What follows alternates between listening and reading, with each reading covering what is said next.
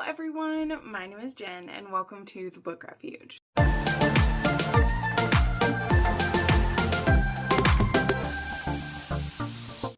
Hello and welcome everyone. I'm so happy to have you here for a random little recommendation video.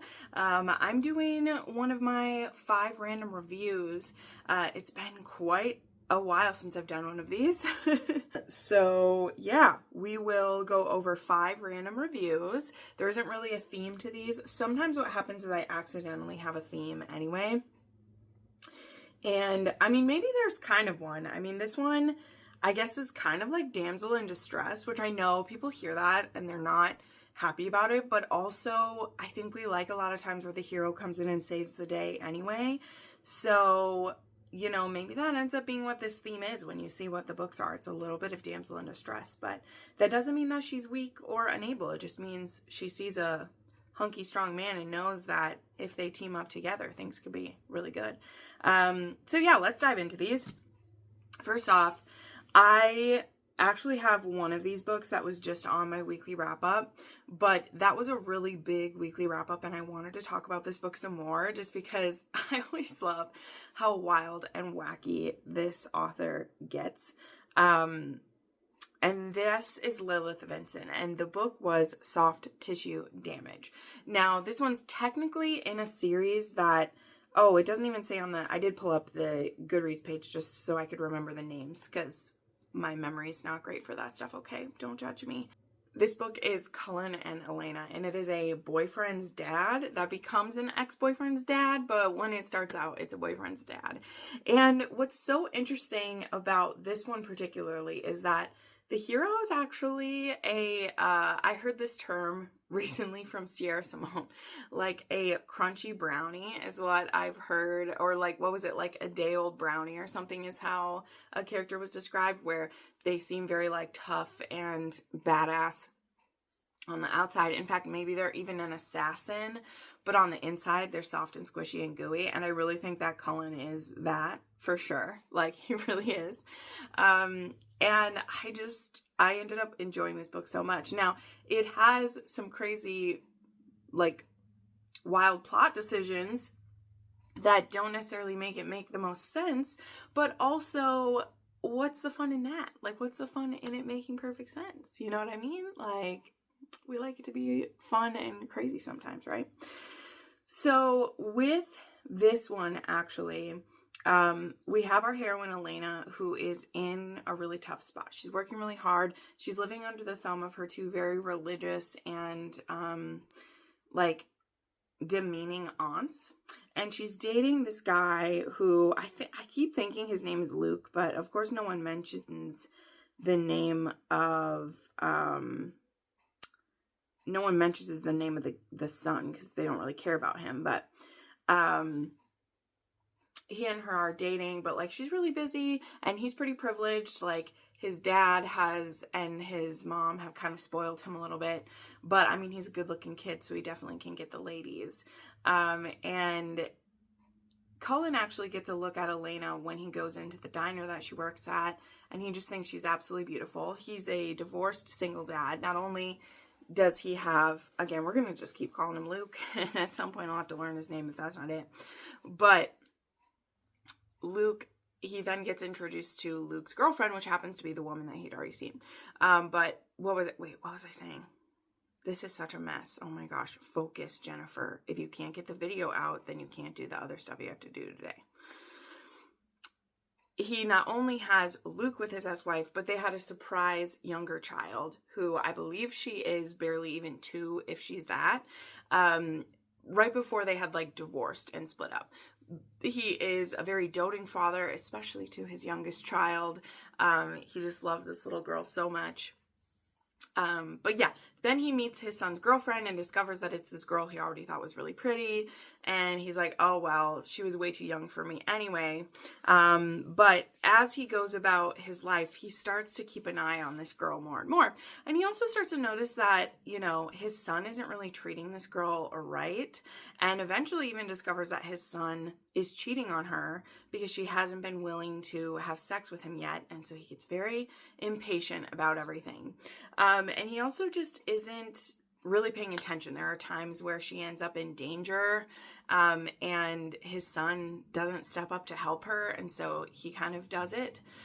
And then he actually manufactures their breakup, which I won't tell you how, but he manufactures her breakup, and he maneuvers her into being the nanny for his youngest child and paying her exorbitant amounts to do that, but also giving her a safe place to stay, and then also ensuring that one of the rules of her living at his house is not to have his son over when he's gone, because his son doesn't live with him full time. Like, they're adults, so like he lives with his mom still. So yeah, but then he just becomes obsessed with her. He's stalking her, watching her, and eventually when stuff starts happening between the two of them, of course they feel like it's very forbidden and everything, but he's already planning to wife her up because that's this kind of obsessed hero. And again, he's also an assassin. And that's how he knows Tyrant Mercer, who is the anti-hero / villain of book 1. I mean, he was the hero, but... Tyrant, of course, is actually the one who encourages him to take the woman as his own, because he's done that himself before, right? So great friends with great advice, right? That's the situation for that. So yeah, this was just... It's absolutely nuts. There's a 20-year age gap. He has a breeding kink. He's very jealous and possessive. There's a scene that involves when he is fucking her, being able to like feel himself inside her. Size differences with it, like, come on, it's pretty hot. But it also involves like virgin kink he has a bit of for her.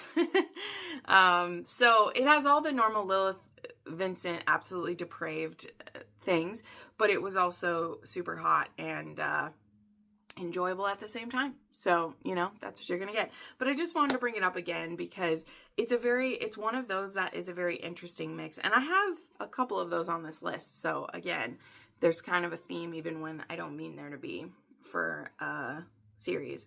But I love it so much, man. I just love this couple so much. And the reason why this one wasn't a perfect book for me, though, is because the plot, as always, just goes off the rails. Like, I almost would have thought this was like a lighter dark romance. I mean, yes, he was an assassin, but we don't like see him doing all these horrible things. And then it's actually the heroine does something that I was not expecting, and I don't necessarily think was needed, but I think it's put in there just to show that these two both don't mind killing for the sake of revenge. You know, like, that gets laid out, that she doesn't necessarily have a problem with this. And I think that does serve a purpose. Not that I would have needed it to believe that they would stay together. So that's up to you, how you feel if that works or not. But it didn't not work for me, let's just say. Okay? Let's just say that. All right, next up, I'm going to be talking about this book again. And I know some of you might be sick of hearing it, but when I read it the first time, I wasn't allowed to talk about it too much. That's usually what happens. And so then when everyone else is getting to talk about it, I get a little jealous and I want to talk about it myself. So I'm going to talk about Tower again, which I think is this absolutely gorgeous new release from Claire Kent. It fits within the Kindle world. And this is a Rapunzel retelling. I just love these covers so much. I'm obsessed with them. If you don't want this cover, well, you don't have to buy this cover if you don't want to. There is a discreet cover option if you don't want it, but I think this is absolutely stunning. It's so cool. But Tower is the first in her post-apocalyptic fairy tale series, which as of now will have 4 books, each one inspired by a different fairy tale. This one is Rapunzel. And this is set, I believe it's, let me double check. I think it's 3 years after Impact. Yeah, this one is 3 years after Impact, which was the apocalypse. And our heroine has been relatively safe. She's in her like early 20s, I think. And her father was a really good man. He looked after her, but he kept her very isolated. This wasn't kept in a tower like the Wicked Witch kept in a tower type of thing. It was, no, we're in the apocalypse. She's very beautiful. She's very gentle and kind. And so her father kept her locked in the house for her safety. And she just isn't a fighter, so she was all right with that. Her father also was very wealthy in the theme of like there's a lot of resources in their house. So this very much was a form of protection to keep her locked away. Like, this was not an overzealous parent or a foolish one. Beautiful women, they usually have to make a very uncomfortable choice in this time going on. But unfortunately, Haley, as her heroine's name is, her father has died at the beginning of this novel. And so she has to make some choices very quickly, which Claire Kent always does such a good job of making those things very matter of fact. And in doing that, it breaks your heart just for the fact that she has to be pragmatic at a time when she should be able to mourn. This world doesn't allow for that. Because as soon as the outside world were to figure out that she was alone in there, they would be coming for her. The wolves would be howling at the base of the tower, as it were. So her father has informed her of a lot of the different players in the area. Her father has traded with them at different points. And so she makes the decision about who to offer herself to. And that is the premise of this, is there's this man who basically goes by the boss, but we'll learn his name is Levi. And he is kind of the leader of a local group that is holed up at a motel. Like one of those, I believe it's like one of those 2-story like wraparound motels that they've made their home. And he's actually like an ex-con, and he's a real badass who's been protecting it. But she knows that he doesn't have a woman, and he seems like a fair man. Someone she would even call a good man under the circumstances. And her father has always said very high things about him. And so at the very beginning of this book, she dresses in a way she hopes he'll find appealing. She does her hair all beautiful, and she goes down to the river where she knows he goes every day to wash. And she literally presents herself to him and asks him if he would make a deal with her. Now, he at first is very resistant. He is almost double her age. I believe he's 40. And again, she's in her early 20s. And she is saying, I don't have a choice. You know, I'm going to have to offer myself to someone. And my father always said good things about you. Not only would I give you myself as your woman and be yours to do with as you will, but you will get the first pillage of our home and all the resources that my father and I had. Well, her father had collected, but that they had. And Levi is very hesitant to do this. He doesn't see himself as someone who deserves soft or good things. He has had to live a rough life, but she's like, the only people who survive now are the ones willing to do what they have to do. So don't feel shame about that. Just please, if you give me a safe place to be, it'll be good. So he agrees to take her in. And in this transactional situation, which is something that Claire Kent does so well. And I believe if you like Homestead, there'll be a lot that you like about this one. Or if you like Hold, it's a gentler version of Hold, if you will. It doesn't feel quite as terrifying every second as that one did. But this is a transactional thing. And when they're in front of other people, she really does make it appear even more so that she's almost like a slave to him. Though that's not the type of vibe that Claire Kent writes in, but that's the implication, is that she's beautiful, she's only good for one thing for him, and that is supposed to keep her safe. So she spends 90% of her time, you know, she was locked in a tower before, now she stays in this hotel room and basically awaits him to come home every day, and then they'll have sex. And that's what it is. But again, he doesn't feel 100% great about that situation either, right? Anyway, I won't tell you the entire thing. This is only a novella, as it were. But Claire Kent packs so much into such a small story. And I just love that about this. And a few other things to say about it, because again, I'm always going to pump up Claire Kent. I know I said this already, but I work for her, so there's a lot that I was able to get to help with the release of this book. I'm so proud of it. So that's always my bias-y whenever I'm talking about one of her books. I don't tell you what I rate it, but you know, when I keep bringing a book up, you genuinely can tell how much I like them, right?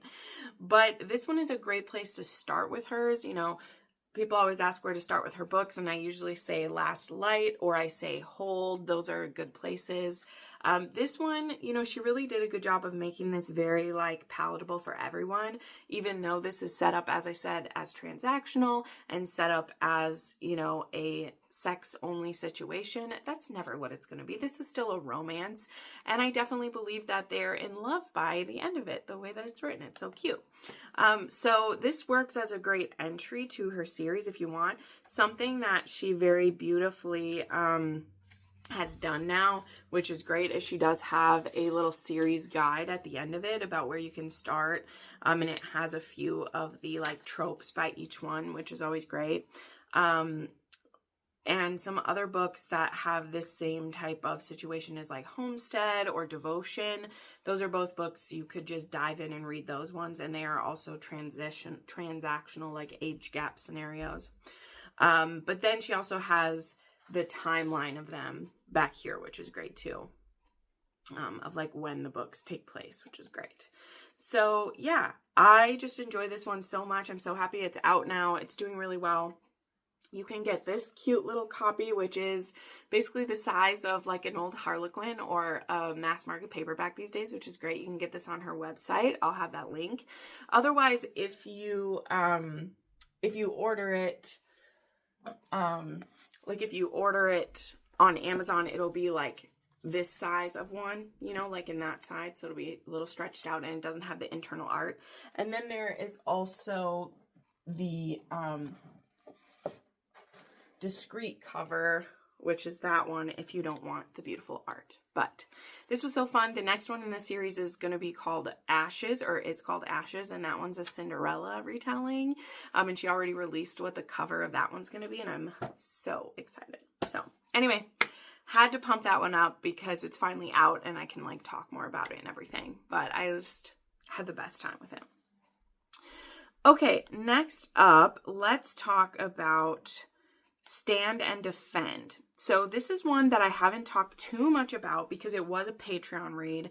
And so I have an exclusive review of that on my Patreon. And as happens when I read one for Patreon, I really try not to share in-depth thoughts anywhere but Patreon until a couple months have went by, just because that is the respect that my patrons get.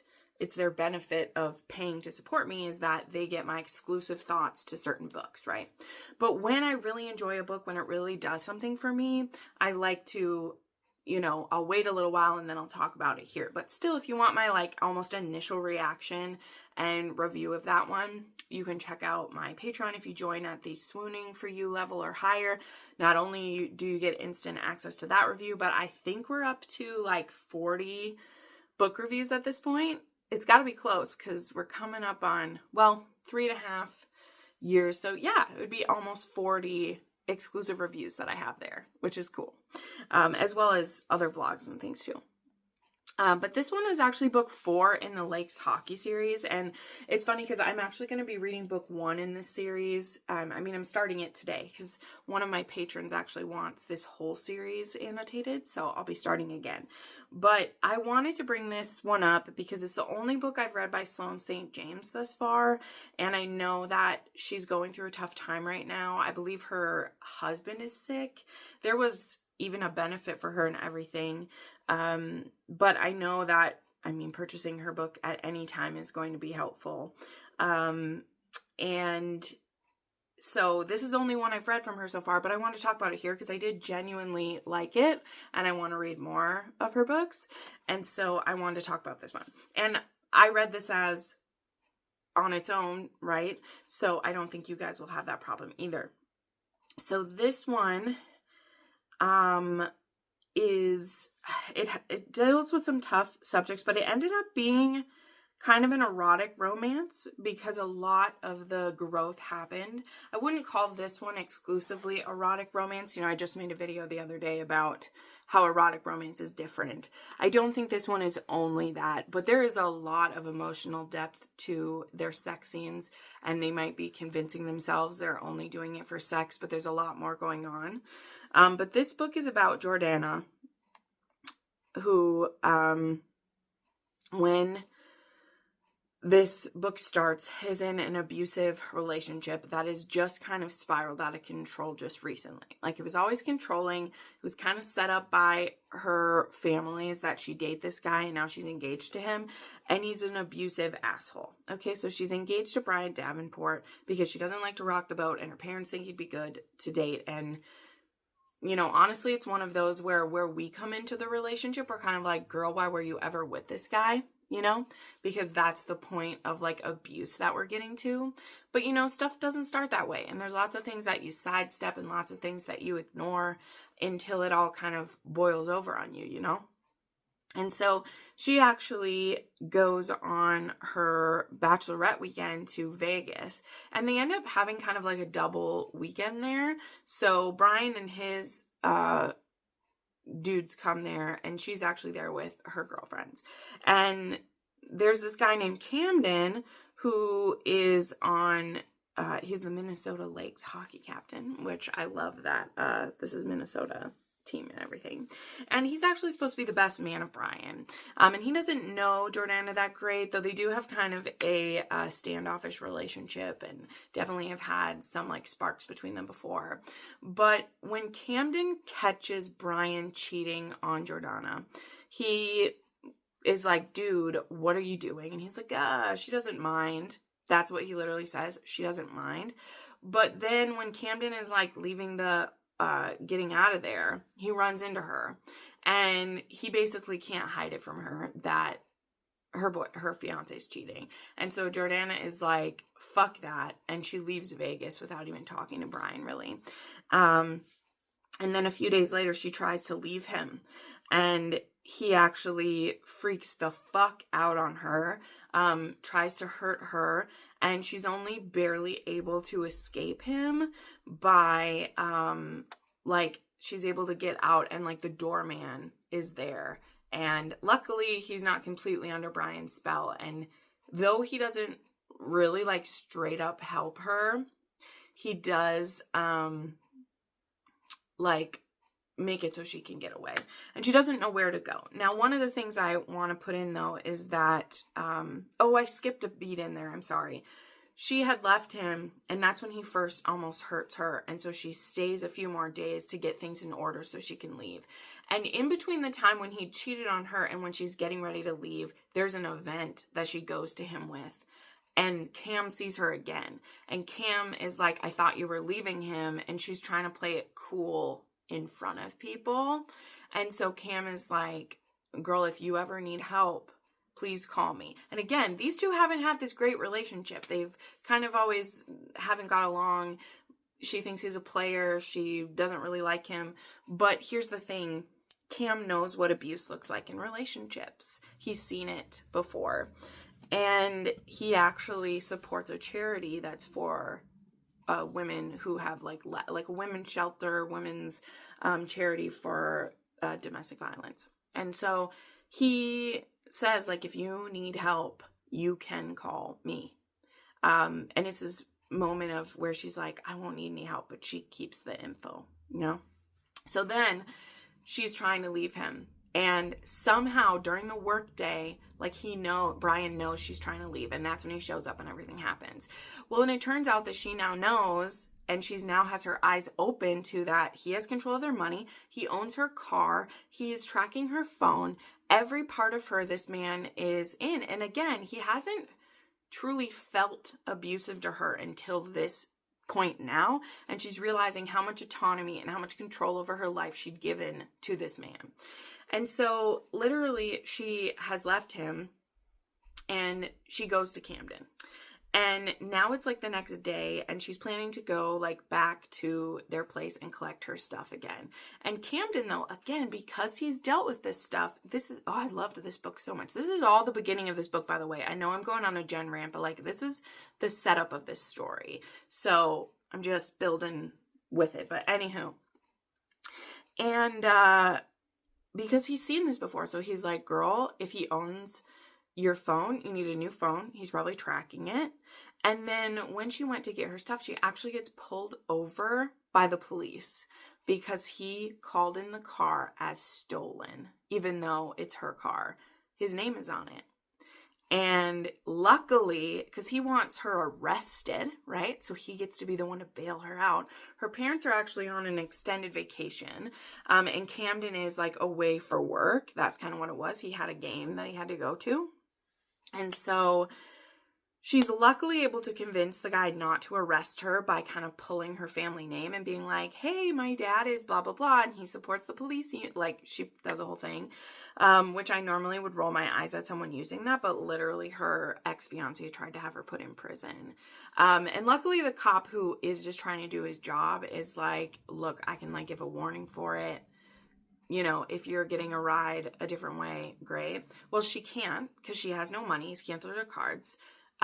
She's able to get a ride share, using, she has to like walk all the way home is what happened or something. Yeah. Cause she's wearing it was a whole thing, but she's able to make it back to Camden's place. And now she's really realizing how serious this is. And what I found so like just crazy about this one is that I would never truly call a woman weak who's in a situation like this. That is just not where my heart lands. But you know, there are different personality types that are more easily buy into this, or they've been through trauma, or they've been conditioned that they would just accept stuff like this, and it would take a lot to push them out of it. I'm very aware of that. I've seen it in my real life, and I'm not ever blaming the victim of this. But for Jordana specifically, she's like, how the fuck did I get into this position? And what I love about her is that, yes, this is all blown up within like a week's time of her having the veil lifted off her eyes, but she gets pissed. And I kind of love it because she doesn't just get in the scared, terrified place about it. She's like, how dare this human excrement think that you control me? Like, no way. And with Camden's help, we see where it grows from there. And again, because Camden has seen this before, I love that he's like always one step ahead of this piece of shit, because he has, not only did he see this in who we'll find out was his mother's life, he saw this with the different women that his charity has helped, and he's heard their stories and he knows how it goes. And so he very often is like warning Jordana, like, okay, you might try this next, or oh, he's going to do this next. And I just love that. Now, to get to the romance part, and then I'll move on from this book, but I wanted people to know about this one. And like I said, I've held off from talking too much about it because it was a Patreon read. But what I really loved about it then is that now she's staying with Camden, and obviously it would be weird if something happens with them too soon. And to me, that is kind of the weak spot in this book, is that they do get sexual very quickly. And on her part, a lot of it is like revenge a bit against Brian, because I mean, he had been cheating on her, and they hadn't been having good sex, and he'd also made her feel really gross for any of the things she would ask for. This is a scenario of like, we get into some pretty serious kink in this one. Not like BDSM kink, but like the exploration that they get into is pretty like, we try a lot. And Brian always made her feel like dirty and slutty for wanting the simplest of things, like pull my hair or spank me, which I always think is just so gross, that like you want to be controlling and an asshole and all this, but in an area where your woman might find more pleasure, where she's maybe even asking you to control her a little bit, which again, I'm glad Jordana didn't, because this guy's obviously not a safe, sane, and consensual partner. But he wasn't even willing to try some of these things with her. But yet he's a controlling asshole who beats her at one point. Like, anyway, makes no sense. But Camden is willing to do some of these things with her. I mean, all of the things with her. And this one had some really delicious scenes. And for her, she very clearly is like, I've never got to try to explore these things while I'm here staying with you. Let's do all the things. And both of them are kind of scared of commitment. Her because of her situation, and him, he's just had bad situations before and he doesn't think he wants to commit. And normally that would be a big turnoff for me, but I just like how they both come to the realization together. I just think that the sex does enter the chat like real quick for them. And I think we're just supposed to believe it's kind of like a reaction and like a revenge thing, which is okay. I think I ended up giving this one a 4.5 star when I read it for Patreon. So really that was just the little piece, and it was pretty long, but I wanted to put this one out there for you guys, not only to finally share about one I had really liked, but also, again, if you're interested in this at all, I'll have the link down below to the Amazon link for this one, because Sloan St. James could really use our support, and the best way to do that is to buy our books. You know, there's nothing over the top or extra or tons of money you have to pour into something, but if you're interested in our books, read them on Kindle Unlimited or buy copies of them, and show our support that way. Okay, next up, so as you can see, there is kind of this theme, a bit of a damsel in distress is kind of what we've had.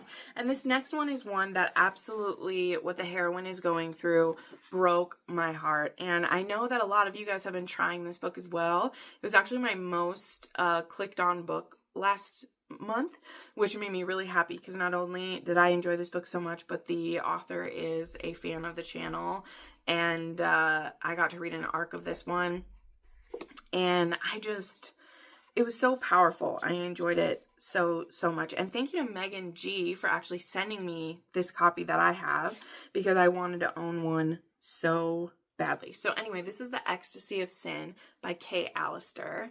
And this is a dark romance, but in the same way that Soft Tissue Damage has a crunchy brownie, this one has what we would call like a feral golden retriever, or manic golden retriever. It's one of my favorites here. And our heroine has a lot stacked against her. So let me just tell you some of the trigger warnings with this, so that you understand what we're dealing with here. And then I'll tell you why it isn't as dark as that.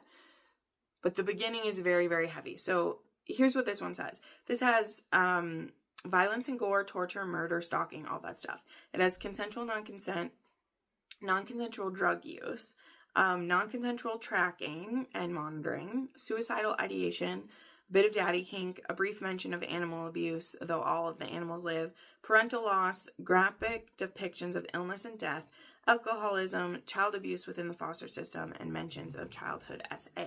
So that's a heavy list, though in the scheme of things, it's not that any of those are particularly rare in dark romance themselves. You know, there's nothing like that.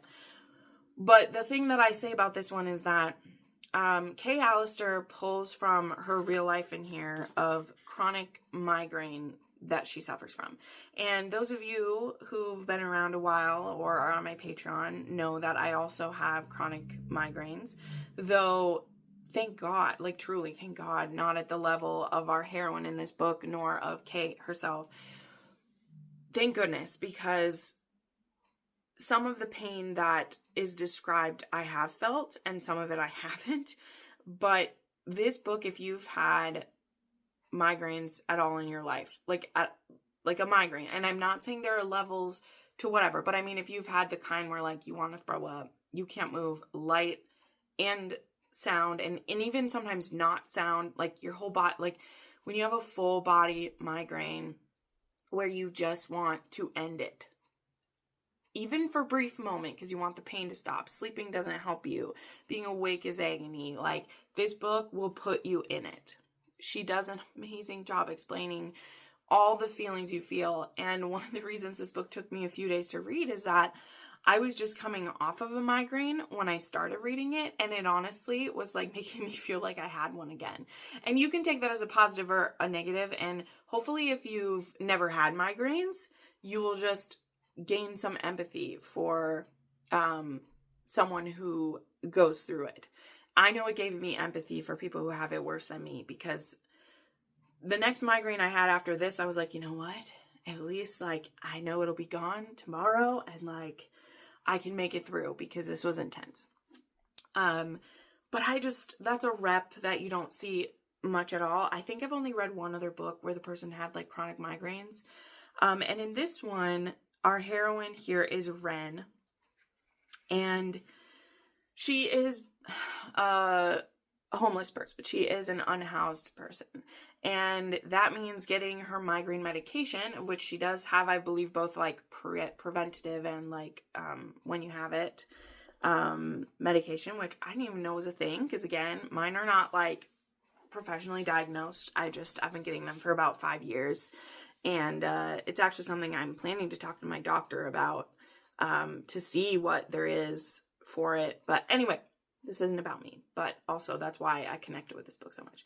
And so she's really struggling to find a job. And there's this horrible cycle this poor woman is in, is needing to have a job to afford migraine medication, but needing a job to, but needing the medication to be able to work long enough to make a paycheck to get it. Because when you get a migraine attack, like, you can't go to work, okay? And that's not to say no one's ever worked through a migraine before. Like, I just want to be careful, because people's disabilities and chronic illnesses are not a one-to-one thing at all. But I know when I have them, I cannot work. And I'm very, very thankful that there was only 1 year when I was still working in an office when I was having chronic migraines. And I worked at a job where I could take sick days. But there are many times in my life where I've worked jobs that if I'd said I have a headache, they would have just scoffed at me and said I had to suck it up, and I couldn't have. Like, if I were suffering with what I have now when I worked those jobs, I would probably have lost a job too. Because when I have an attack, sometimes it lasts 3 days, and I would not have been able to work with customers and been in a front-facing job if I had that. It's one of the reasons why, I don't know, I believe in things working out as they're supposed to, because the last 3.5 years I've worked for myself. And so when I have a migraine attack, I can just curl up and not see a person or worry about anything for a couple of days. I know that my patrons are there and my YouTube channel is there to support me. But Ren doesn't have that. And I know I'm bringing in my personal experience, but like, that's what made this work for me. And it doesn't have to be chronic migraines for you to feel it. Like, any illness or disability that prevents you from living a normal life, or an invisible one, as they say, where people are like, well, what's wrong with you? Or they think you're faking it. Like, if you're not missing a foot, people think you should just work through things. I think of my friends who have endo, who, geez, like, how, and the way that the pain is described actually leads to, in the beginning of this book, Ren has an application for assisted unaliving, okay? And I believe this is set in Canada as well, and whatever your opinions are on if that should happen or not, that is why there's a trigger warning for this, but it is something that she thinks about. And you see multiple times where just when she's thinking about maybe turning that in, something will happen that gives her a little more hope. It's one of those where, like, she's just asking the universe to give her a reason to stay. And I'm not going to cry during this, because we don't dwell with it too much. Like, we keep it moving. And then our hero enters, and it's why I love this absolutely psycho man, because in this scenario of a non-consensual, kidnapping or whatever, he takes the choice away, and it becomes, your life is mine, and you don't get to give it up. And I'm going to take care of you, and I'm going to make it so you can have everything you need. And, I will drink the blood of your enemies. But I'm taking that choice away from you. You don't get to choose to do that. And whatever your, again, feelings are in a romance where someone comes in and says, your life is far too precious to me for you to decide to do that. I am taking control of it. I will control every aspect. It worked in this book, okay? That's why it's a dark, toxic relationship. Not saying you should find that in real life, but it is this, like, really beautiful, fucked up situation where she has just been striving and working so hard and getting hit after hit, sometimes not making it to a shelter at night, sometimes having things stolen from her, not being able to afford medication, feeling like she wants to end her life. And then she catches the eye of our hero, Dom, who is a bit of a psychopath, and he's a part of this brotherhood that they grew up in foster care together. And they now, well, it's tough to describe what their brotherhood does, but they're a bit of vigilante, they're a bit of troublemaker, one has connection to the mafia a little bit, like, it's all mixed in together. But Ren catches his eye one night when she stumbles into, I believe, a clinic to get some medicine. And he's there for, I think he has a wound to get fixed. Like, it's a doc that they'll, like, pay to fix them up and everything. And when he hears what she needs, he actually buys her medication for her. And there's this one scene actually where where she actually leaves her backpack behind, and he takes her backpack and he goes through it, and I'll share this, and like he puts money in it, he puts food and drinks in it, he puts her medicine in it, and I believe he actually steals the application for her to unalive herself. I believe he takes it and like rips it up. But he doesn't take her immediately. He wants to try to, I don't know, get her used to him a little bit before. I don't know what he's trying to do, but that scene when he's taken her backpack and he fills it up with all of these, like, to her, this is the miracle. Like, there's so much more to come, but for her, the fact that this, like, dark guardian angel gave her medicine and like food and energy drinks and like, well, I think not energy drinks, like electrolyte drinks, is so like beautiful. Like, oh, it was so beautiful. Eventually he kidnaps her and takes her home and says, "You can't leave me. I want you for myself." But he starts with that. And it's so sweet and twisted. Like, oh, I just love Dominic so much. So anyway, there's more to it. He also has like an animal companion that I just loved, and Kay actually dedicated this book to her service animal, which I thought was really sweet. Sorry. So we really love the dog in here, okay? But anyway, I'll stop crying about this, but yeah, that's why this book was so great, okay? And again, I know that not everyone who doesn't have a chronic illness will care. I know a lot of you like to read good representation in books anyway, and this is definitely own voices for that. I even have had some of you who have chronic migraines say that you had to take your time reading it too. That's how good of a job she does. And as I will continue to praise Kay, yes, I know she is a viewer of the channel, and I have ARC read these for her. This by far is her best work for me. I think she's grown so much. I think there's been two previous things for her, and they've both been like standalone ones. And this is so good. And this one will be a 4-book series because all the Brutal Brotherhood will get a book.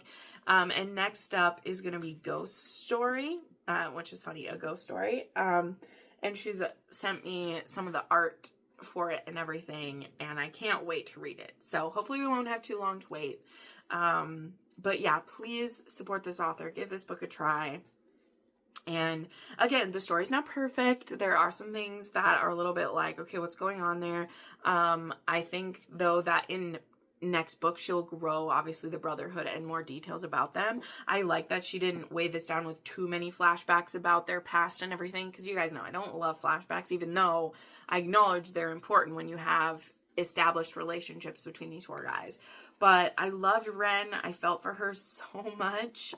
And this was just a really special book. So time to move on. Okay. The last one I want to mention in our damsel of distress theme, though, is a woman who is a lot more resistant, let's just say, okay? And this book is kind of a quickie, kind of a not, but this is Finn by Melanie Moreland, and this is the first book in the Irishman duet, okay? Now, this is the second duet that Melanie Moreland has done that is like a Mafia one, and they do connect. So if you are interested in her Mafia books, you could start with the, what are they called? Aldo and Roman. Men of the Falls, I think, was that duet. And though that's an Italian duet, and this is an Irish duet. But they're barely connected, though Roman and Aldo show up in this, and they actually help out a couple times too. But this is a Canadian book as well, actually. I didn't even realize that. This is a Canadian one, and both Roman and Finn are like hoteliers kind of thing, and also part of, you know, underground world, so that's how they know each other. But in this one, we have Finn O'Reilly, and this is a second chance romance, and it's also a pining hero. And this is a story between Finn and, shucks, what's her name here? Sorry, give me a second. Una, yeah. I was like, I knew it was a name I know. And Una and her brother actually work for Finn. Their father used to work for Finn, and he actually died. And when he died, the father asked Finn to take care of Una and her brother. And Una actually was falling in love with Finn, and then something happened, we don't know what it was, that broke them up. And now it's been a few years, and she still works at his business. She works at his hotel, and she actually is a lounge singer and works the front desk. She wants to get into management of hotels, but she does also love to sing. And Finn has been patiently waiting for her to give him a second chance. And while it is like really frustrating to see her continue to like turn him down, and also her brother is a shit stir, okay? He just has the pot of shit and he's just stirring it and pushing Finn, and you're just like, you little punk ass bitch are gonna get done in. And that's what happens eventually. Like, spoiler alert, her brother's a shit, okay? But she's very resistant to loving a man who is in this line of work because she's seen how dangerous it is. Obviously, she lost her father to this. She sees how messed up her brother is. But Finn is just very patient and very dedicated and is doing his best to woo her in all the ways that he can. Though she does try to fight him most valiantly. I will tell you that for sure. But I really loved this one, and now this is an example of, there are flashbacks in this that start to piece together that this is a second chance romance. And I think that the flashbacks are done in such a way that I love it, because they're not these whole chapter flashbacks. They're not in a different, how do I explain it? They are just these exactly the info that we need when we need to get it. It's like she's having a dream and remembering it, or she's staring out the window and wondering if she should give him a second chance, and then thinking about when something happened at this point, and it's like, I don't think I can trust him again. Like, we're getting the info when we need it, and that is what I just love so much. I think that's done just perfectly. So yeah, and it's also a quicker one. It's also a lighter Mafia romance, though the third act conflict and what's happening is very dark. It's not like viciously or brutally shown to us, which I think is important. And yeah, I love Melanie Moreland's Mafia, but I love everything she does, because even when she writes dark romance, it's soft and squishy somehow, and I just eat that stuff up. So I just wanted to bring this one up again to kind of counterbalance some of the really darker ones that I talked about today. But anyway, those are 5 random reviews for you.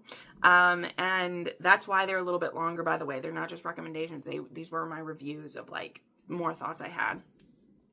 So yeah, I will link them all down below for you. Let me know if you've read any of these ones or other ones you want to try. And yeah, thank you so much for watching, friends, and we'll see you next time.